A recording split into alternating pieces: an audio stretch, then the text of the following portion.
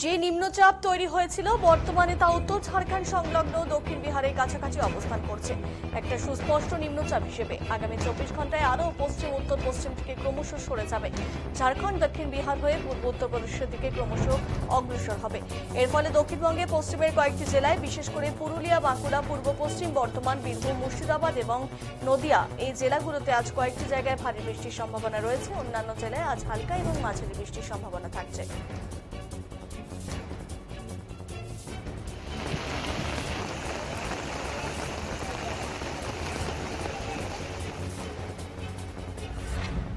কলকাতা ও পার্শ্ববর্তী অঞ্চলের জন্য আজ এবং কাল মেঘলা আকাশ, দু এক পশলা হালকা থেকে মাঝারি বৃষ্টির সম্ভাবনা। উত্তরবঙ্গের ক্ষেত্রে উত্তরের জেলাগুলো দার্জিলিং, কালিম্পং, জলপাইগুড়ি, আলিপুরদুয়ার, উত্তর দিনাজপুর এই জেলাগুলো ভারী থেকে অতি ভারী বৃষ্টির সম্ভাবনা রয়েছে।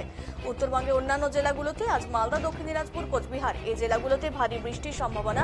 দু জায়গায় আগামীকাল 16 তারিখ দার্জিলিং, কালিম্পং, জলপাইগুড়ি, আলিপুরদুয়ার, উত্তর দিনাজপুর এই জেলাগুলোতে ভারী বৃষ্টির সম্ভাবনা রয়েছে।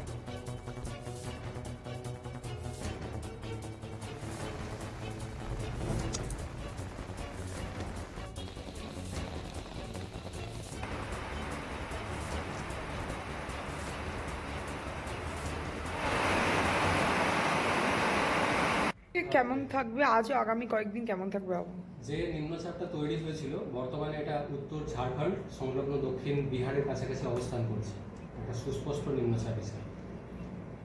আগামী 24 ঘন্টায় এটা আরও পশ্চিম উত্তর পশ্চিমের দিকে সরে যাবে ক্রমশ। ঝাড়খণ্ড দক্ষিণ বিহার হয়ে পূর্ব উত্তরপ্রদেশের দিকে ক্রমশ অগ্রসর হবে।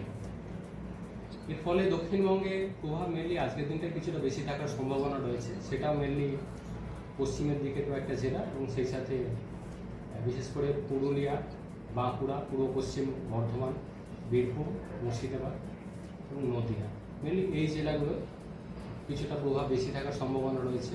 আজকের দিনটা 15 তারিখ, দু এক জায়গায় ভারী বৃষ্টির সম্ভাবনা রয়েছে এই জেলাগুলো। দক্ষিণবঙ্গের অন্যান্য জেলাগুলোয় 15 তারিখে হালকা থেকে মাঝারি ধরনের বৃষ্টিপাতের সম্ভাবনা থাকছে। কলকাতার 16 তারিখে ভারী বৃষ্টিপাতের সম্ভাবনা থাকছে না, মেনলি হালকা থেকে মাঝারি ধরনের বৃষ্টিপাতের সম্ভাবনা থাকছে দক্ষিণবঙ্গের জেলাগুলিতে। 17 তারিখ থেকে বৃষ্টিপাত আরও কমে যাবে। 17 তারিখ থেকে পরবর্তী 4-5 দিন, প্রায় 21 তারিখ পর্যন্ত প্রধানত হালকা ধরনের বৃষ্টিপাতের সম্ভাবনা থাকবে দক্ষিণবঙ্গের জেলাগুলিতে। কলকাতা পার্শ্ববর্তী অঞ্চলের জন্য 15 তারিখ বা 16 তারিখে মেনলি মেঘলা আকাশ, দু এক পশলা হালকা থেকে মাঝারি ধরনের বৃষ্টিপাতের সম্ভাবনা থাকছে। অর্থাৎ প্রভাব যেটা বেশি থাকার সম্ভাবনা আজকে বলা হয়েছে মেনলি পশ্চিমের কয়েকটা জেলা, সেই সাথে মুর্শিদাবাদ, নদিয়া এই জেলাগুলোতে। উত্তরবঙ্গের ক্ষেত্রে উত্তরের জেলাগুলো যেমন দার্জিলিং, কালিম্পং, জলপাইগুড়ি, আলিপুরদুয়ার, সেই সাথে উত্তর দিনাজপুর এই জেলাগুলো দু এক জায়গায় ভারী থেকে অতি ভারী বৃষ্টির সম্ভাবনা থাকছে 15 তারিখে।